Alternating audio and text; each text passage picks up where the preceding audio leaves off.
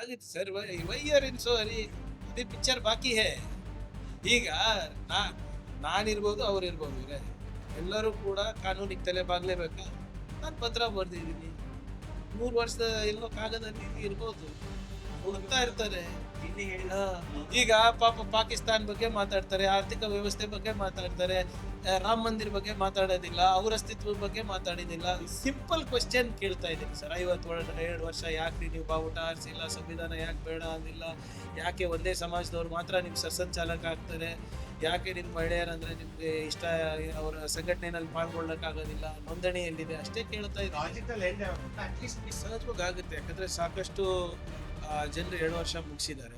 ಅದಾದ್ಮೇಲೆ ಕೆಲವು ಕಂಪ್ಲೇಂಟ್ಸ್ ಇದೆ. ನೀವು ಹೇಳ್ದಂಗೆ rationalisation of staff across ranges ಆಗಬೇಕಾಗಿದೆ. ಮತ್ತೆ ಕೆಲವು ಬಹಳ ಜನ ನಾನ್ ಎಕ್ಸಿಕ್ಯೂಟಿವ್ನಲ್ಲೇ ಇದ್ದಾರೆ, ಕೆಲವು ಜನ ಸಿಟಿ ಬಿಟ್ಟು ಹೋಗಿಲ್ಲ, ಕೆಲವು ಜನ ಎಕ್ಸಿಕ್ಯೂಟಿವ್ನಲ್ಲಿ ಬಹಳ ವರ್ಷದಿಂದ ಇದ್ದಾರೆ. ಸೊ ಇವೆಲ್ಲಾನು ಸ್ವಲ್ಪ ಬದಲಾವಣೆ ತರಬೇಕು ಅಂತ ಮುಖ್ಯಮಂತ್ರಿಗೆ ಇದು ಇದೆ. ಎಲ್ಲ PC ಇಂದ ಹಿಡ್ಕೊಂಡು IPS ತನಕ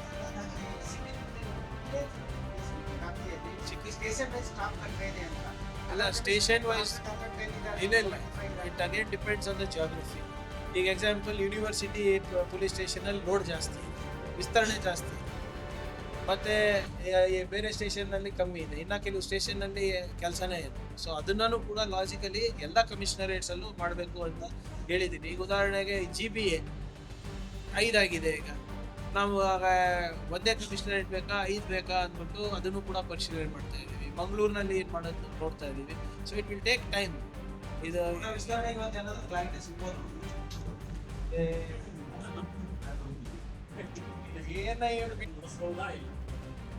ಯಾವುದು ಇಟ್ ಡಿಪೆಂಡ್ಸ್ ಎಲ್ಲಿ ಏನು ಉದ್ದೇಶ ಏನು ತಿಳಿಸಿ. ಅದನ್ನೂ ಇದೆ. ನಾವು ಕೋರ್ಟ್ ಅಲ್ಲಿ ನಾವು ಏನ್ ಸಬ್ಮಿಟ್ ಮಾಡಿದೀವಿ RCB ಕಾಂತೃತ ಆದ್ಮೇಲೆ ಅದನ್ನು ಸಬ್ಮಿಟ್ ಮಾಡಿದೀವಿ. ಉದ್ದೇಶ ಏನು, ಯಾಕೆ ಬರ್ತಾ ಇದ್ದೀರಾ, ಏನ್ ಮಾಡ್ತಿದ್ದೀರಾ, ಎಷ್ಟು ಜನ ಸೇರ್ತಾ ಇದ್ದೀರಾ, ಜನ ಎಲ್ಲೆಲ್ಲಿಂದ ಬರ್ಬೋದು, ನಿಮ್ ಸಂಘಟನೆ ಎಲ್ಲಿದೆ, ಅದರ ಅಡ್ರೆಸ್ ಎಲ್ಲಿದೆ, ಎಷ್ಟು ವೆಹಿಕಲ್ ಬರುತ್ತೆ, ಎಲ್ಲಿಂದ ಬರುತ್ತೆ, ಮತ್ತೆ ಅಲ್ಲಿ ಏನಾದ್ರು ಕ್ರೌಡ್ ಕಂಟ್ರೋಲ್ ಆಗಿಲ್ಲ ಅಂದ್ರೆ ಯಾರು ಜವಾಬ್ದಾರಿ ಕೊಟ್ಟಿದ್ದಾರೆ. ಸ್ವಲ್ಪ 2 ವಾರದಲ್ಲಿ ಏನೇನ್ ಮಾಡ್ಬೋದು, ಸ್ವಲ್ಪ ಟೈಮ್ ಕೊಡಿ, ಮಾಡ್ಸೋಣ ಅಂತ ನೋಡಿ. ಇಲ್ಲ ಅರುಣ್ ಅವ್ರೆ, ಪಾಪ್ಯುಲೇಷನ್ ಪ್ರಕಾರ ಇರೋದಿಲ್ಲ ಸ್ಟೇಷನ್, ಕ್ರೈಮ್ ರೇಟ್ ಪ್ರಕಾರ ಇರ್ತದೆ. ಅದನ್ನು NCRB, ಸಾರಿ ಸೆಂಟ್ರಲ್ ಗವರ್ಮೆಂಟ್ ಇದ್ರ ಪ್ರಕಾರ ಇರ್ತದೆ. ನಾವು ಸ್ಟೇಷನ್ ಈಗ ನಾವು ಹೆಂಗೆ ಬೇರೆ ಇಲಾಖೆನಲ್ಲಿ ನಾವು ಹಾಸ್ಟೆಲ್ಗಳು ಜಾಸ್ತಿ ಮಾಡ್ತೀವಿ ಅಂದ ತಕ್ಷಣ ನಾವು ಸ್ಟೇಷನ್ಗಳು ಜಾಸ್ತಿ ಮಾಡಕ್ ಆಗಲ್ಲ. ಕ್ರೈಮ್ ರೇಟ್ ಮೇಲೆ ಡಿಪೆಂಡ್ ಆಗ್ತದೆ. ಅದನ್ನ ಕೂಡ ನಾವು ವೈಜ್ಞಾನಿಕವಾಗಿ ಪರಿಶೀಲನೆ ಮಾಡಕ್ ಹೇಳಿದೀನಿ. Population versus crime rate versus number of personnel. ಸ್ಟೇಷನ್ನೇ ಬೇಕಂತ ಇಲ್ಲ, ನಮಗೆ ಸಿಬ್ಬಂದಿಗಳು ಕೂಡ ಈಗ ನಾವು ಬಂದ ತಕ್ಷಣ ಈಗ ಸುಮಾರು 7,000 ಸಿಬ್ಬಂದಿಗಳಿಗೆ ನಾವು ಅವಕಾಶವನ್ನ ಏನೋ ನಾವು ರೆಕ್ರೂಟ್ಮೆಂಟ್ಗೆ ನಾವು ಬರ್ದಿದ್ದೀವಿ. ಸಾರಿ, ಡೇಟ್ ಅನೌನ್ಸ್ ಆಗಿದೆ. ಇನ್ನ ಒಂದು 5-6 ಸಾವಿರ ಕೂಡ ಬೈ ನೆಕ್ಸ್ಟ್ ಮಂತ್ ಎಂಡ್ ಆಗುತ್ತೆ. So right from PC to PSI.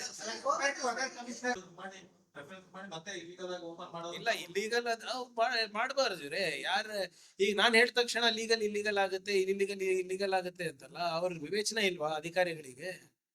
ಅದ್ಯಾವ್ದು ಗಮನಕ್ಕೆ ಬಂದ್ರೆ we will take action. ಹೌದು. ಈಗ ನಾನು ನಾಡಿದ್ದು ವೀಕ್ಷಣೆ ಮಾಡ್ತೀನಿ. ಈಗ 7 ತಿಂಗಳಿಂದ ನಾನೇ ಹೋಗಿ ಬಂದಿದ್ದೆ ಅದನ್ನ. ಅವ್ರ ಅವಾಗಿನ್ನ ಕೆಲಸ ನಡೀತಾ ಇತ್ತು. ಅಂತದೇನಾದ್ರೂ ಕಳಪೆ ಆಗಿದ್ರೆ ನಾವು ಆಕ್ಷನ್ ತಗೋತೀವಿ. ನಿನ್ನೆ ಕೂಡ ಯಾರೋ ಹೇಳ್ತಾ ಇದ್ರು, ಸರ್ ತಾವು ಬಂದು ಹೋದಾದ್ಮೇಲೆ ಸ್ವಲ್ಪ ಕಾಮಗಾರಿ ಚುರುಕೇನೋ ಆಗಿದೆ, ಆದ್ರೆ ಸರಿಯಾಗಿ ಆಗ್ತಾ ಇಲ್ಲ. ನಾನು ನೆಕ್ಸ್ಟ್ ವೀಕ್ ಬಂದಾಗ ನಾನೇ ವೀಕ್ಷಣೆ ಮಾಡ್ತೀನಿ. ಇಲ್ಲ, ಅಂತದ್ ಯಾವ್ದೋ ಆಗ್ಲಿಕ್ಕೆ ಬಿಡೋದಿಲ್ಲ. ನಾನೇ ಹೋಗಿ ವೀಕ್ಷಣೆ ಮಾಡಿ ಬರ್ತೀನಿ. ನನಗಲ್ಲ,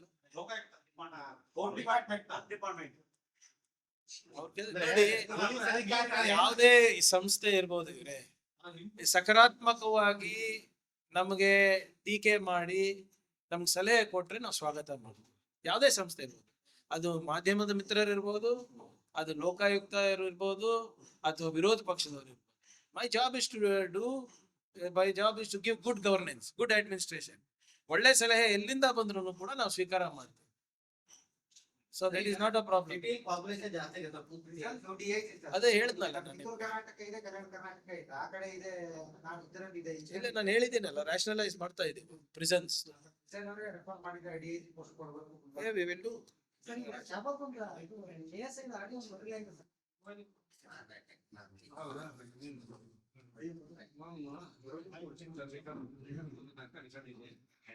ಏನ್ ಸರ್ ಬೆಳಿಗ್ಗೆ ಬೆಳಿಗ್ಗೆ ನಮ್ಮ ಮೇಲೆ ಆಕ್ರಮಣ?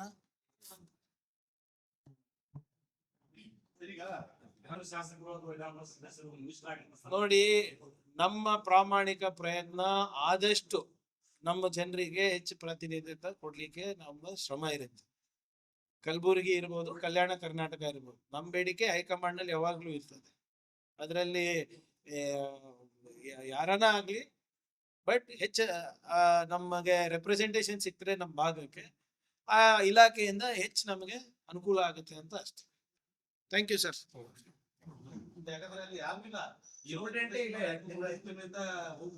ಇಲ್ಲ, ಸಿಬ್ಬಂದಿಗಳದು ಪ್ರಿಸನ್ಸ್ ರೀಶಫಲ್ ಇದೆ. ನಮ್ ಜುಲೈ 15 ತನಕ ಅಧಿಕೃತವಾಗಿ ಟೈಮ್ ಕೊಟ್ಟಿದ್ದಾರೆ. ಸೊ ಈ ತಿಂಗಳ ಒಳಗಡೆ ರ್ಯಾಷನಲೈಸಿಂಗ್ ಆಫ್ ಸ್ಟಾಫ್ ಆಗುತ್ತೆ ಪ್ರಿಸನ್ಸ್. ಯಾಕಂದ್ರೆ ಅವ್ರ ಬೇರೆ ಕಡೆ ಕೆಲಸ ಮಾಡ್ಲಿಕ್ಕೆ ಆಗಲ್ಲ. ಇಲ್ಲಿಂದ ಬೆಳ್ಳಾರಿಗೆ ಹೋಗ್ಬೇಕು, ಬೆಳ್ಳಾರಿಯಿಂದ ಬೆಳಗಾವಿಗೆ ಹೋಗ್ಬೇಕು, ಬೆಂಗಳೂರಿನವ್ರು ಕಲಬುರ್ಗಿ ಬರ್ಬೇಕು. ಸೊ ಅದು ರ್ಯಾಷನಲೈಸಿಂಗ್ ನಡೆದಿದ್ದು ಮಾಡ್ಸೋಣ. ನಾನು ಹೇಳಿದ್ದೀನಲ್ಲ, ಪೊಲೀಸ್ ಇಲಾಖೆದು ಇನ್ನ ಈಗ ಚಾರ್ಜ್ ತಗೊಂಡಿದ್ದೀರ. ಟೈಮ್ ಕೊಡಿ. ಇಲಾಖೆಯಲ್ಲಿ ಮೇಜರ್ ಸರ್ಜರಿ ಅದನ್ನು ಕೂಡ ಒಂದು ಆಗ್ತದೆ. ಈಗ ಈ ತಿಂಗಳ ಅಂತ್ಯದಲ್ಲಿ ಕೆಲವರು ನಿಯಮಗಳನ್ನ ನಾನು ತರ್ತಾ ಇದ್ದೀನಿ. ಅದು ಚರ್ಚೆಗೆ ಆಗ್ಲೇ ಅದನ್ನ ಒಂದು 8 ಸಲಹೆಗಳನ್ನ ನಾನು ಆಗ್ಲೇ ನೀಡಿದ್ದೀನಿ.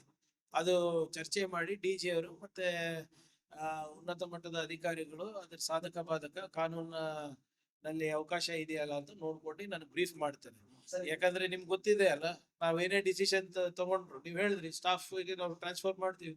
KIT ಅರ್ಧ ಗಂಟೆ ನಾನು ಇಲ್ಲಿ ಆರ್ಡರ್ ಹೊಡಿಸಿರ್ತೀನಿ, KIT ನಲ್ಲಿ ಅರ್ಧ ಗಂಟೆದಲ್ಲಿ ಸ್ಟೇ ತರ. ಹೆಂಗಾಗುತ್ತೆ ಇದು? ಎಲ್ಲರೂ